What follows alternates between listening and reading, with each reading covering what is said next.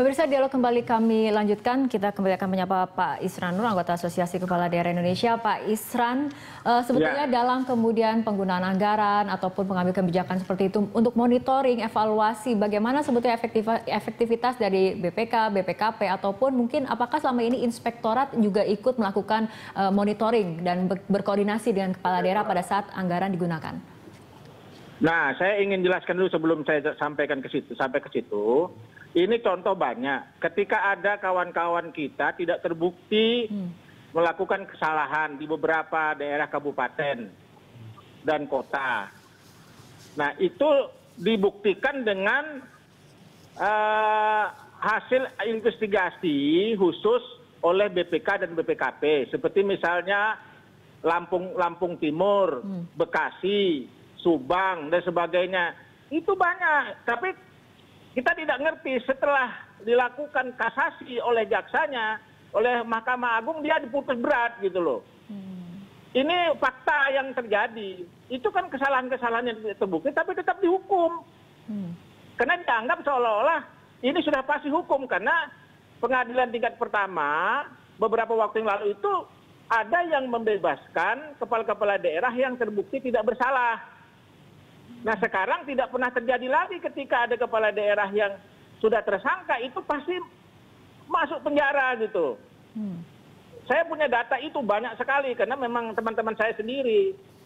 Dan lagi-lagi hal seperti ini yang kemudian membuat kepala daerah merasa khawatir untuk kemudian menggunakan anggaran. Itu pelajaran, itu perlu dipelajari. Itulah yang membuat kita bukan hanya khawatir, takut untuk melakukan kegiatan itu kalau dia bernasib seperti kawan-kawan yang sudah banyak. Bayangkan sampai dengan akhir tahun pertengahan tahun 2014, kepala daerah yang tersangka itu jumlahnya 276 orang. Lebih daripada 50% kepala daerah. Bisa dibayangkan. Apanya yang salah? Saya menganggap adalah sebuah sistem yang salah.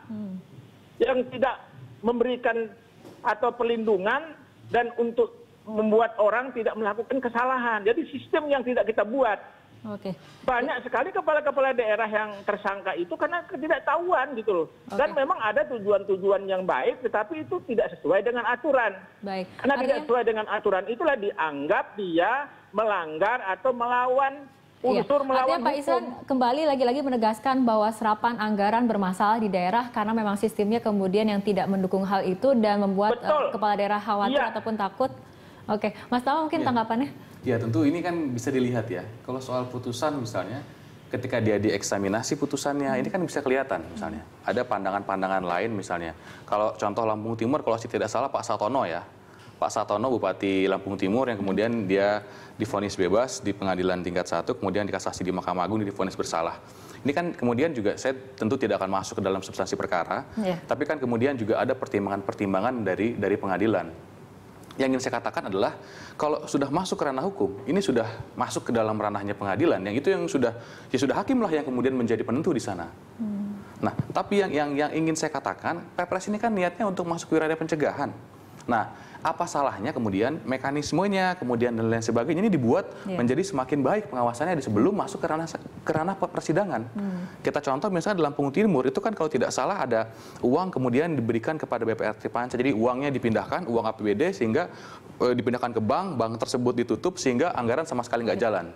Itu kan efek rugi buat masyarakat sangat luar biasa besar. Artinya untuk meningkatkan serapan anggaran tidak hanya kemudian cukup Presiden mengeluarkan Kepres, artinya harus dari hulu dan hilir ini diperbaiki. Semua diperbaiki. Tadi misalnya kalau kita soal penegakan hukum, yang Buaya coba koordinasi Kapolri, Jaksa Agung dengan Presiden. Kemudian dalam fungsi pelaksanaan sehari-hari tadi, kalau kita lihat kecenderungannya setiap tahun ya, atau kita hitung ya, setiap semester ya, setiap 6 bulan itu paling banyak jadi tersangka itu adalah pegawai-pegawai di pemerintahan, kemudian sektor swasta ya, kayak kontraktor, kemudian rekanan, atau misalnya komisaris sebuah perusahaan, ini tersangka kasus korupsi bareng-bareng sama kepala daerah dan pejabat-pejabatnya. Nah ini yang sudah pasti bicaranya soal pengadaan barang dan jasa. Nah, ini apa salahnya kemudian aturan pengadaannya diperbaiki? Kita belum punya undang-undangnya, buatlah undang-undangnya. Kita belum maksimal di pengawasannya, buatlah mekanisme yang lebih jelas. Ini yang harus dilakukan. Mas Tama, ini sudah ada pemirsa Berita Satu yang ingin kemudian ikut berinteraksi dalam dialog kali ini. Ada Bapak Guntur dari Bandung. Selamat malam Pak Guntur. Halo, selamat malam Berita Satu. Ya, Pak Guntur, bagaimana tanggapannya mengenai serapan anggaran, terutama untuk di daerah ini masih rendah seperti itu? Iya, Mbak Fitria. Menurut saya begini ya, kita sedih juga sebagai masyarakat mendengar bahwa penyerapan anggaran tidak memenuhi target ya, sangat kecil begitu. Karena ada ketakutan dari kepala daerah bila mana mungkin menggunakan anggaran untuk melakukan proyek, kemudian di kemudian hari kebijakannya mungkin akan dipidanakan. Cuman yang ingin saya garis bawahi adalah dengan rencana diterbitkannya Perpres ini. Halo? Iya, silakan Pak Guntur. Iya, dengan rencana diterbitkannya Perpres ini, mungkin semangatnya tentunya bagus. Semangatnya adalah agar kepala daerah tidak lagi ragu-ragu begitu kan untuk menyerap anggaran dalam melakukan proyek-proyek. Cuman yang saya khawatirkan jangan sampai dengan diterbitkannya Perpres ini justru akan ada menjadi celah berlindung gitu loh bagi kepala-kepala daerah untuk melakukan proyek-proyek yang katakanlah rawan begitu ya, rawan untuk rawan korupsi atau rawan kebocoran lah mungkin begitu. Itu saja. Jadi mekanismenya tetap saja pada menurut saya adalah mekanismenya. Betul yang tadi dikatakan Mas Tama Langkun ya dari ICW ya.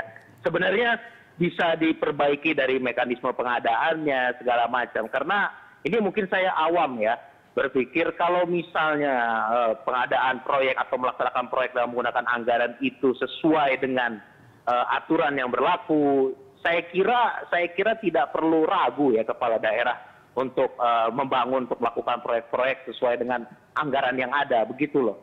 Artinya Perpres ini juga menurut saya juga pada akhirnya tidak menjamin juga sebenarnya kepala daerah itu juga dalam tanda kutip nantinya kemungkinan kebijakannya juga bisa dipidanakan jika melanggar, bukankah begitu? Gitu loh. Baik Pak Guntur, kita akan tanyakan tanggapan kepada dua narasumber kita hari ini. Selamat malam, terima kasih telah bergabung sama kami. Ya, kita akan langsung tanyakan ke Pak Isran. Pak Isran, ini lagi-lagi ada kekhawatiran dari masyarakat. Apakah kemudian jika pemerintah mengambil langkah mengeluarkan Kepres seperti itu, ini bisa dijadikan celah berlindung untuk kepala daerah, misalnya kemudian untuk melakukan proyek-proyek yang sebetulnya rawan untuk dikorupsi. Tanggapan Pak Isran. Iya, saya ingin tanggapi dari Pak Guntur dulu ya. Pak Guntur kelihatannya idealisme luar biasa tuh. Coba dia jadi kepala daerah. Kalau dia jangan mengamati seperti itu. Kita ini pengalaman. Kalau misalnya 1-2 orang saja pengalaman yang terjadi sebagai contoh lapangan, apa-apa ini kan bisa dibayangkan. Begitu bodohnya kah kepala daerah sampai 276 itu tersangka. Begitu loh, bisa kita bayangkan. Jadi menurut saya ini adalah sistem. Maka kalau memang benar ada rencana Perpres atau Kepres yang akan diterbitkan oleh pemerintah, itu kan salah satu upaya. Tentu Presiden telah melihat data analisanya untuk menerbitkan sebuah pedoman. Maka saya katakan tadi, Perpres ini bukan kita minta untuk melindungi kita berbuat kesalahan dan merugikan negara. Tidak.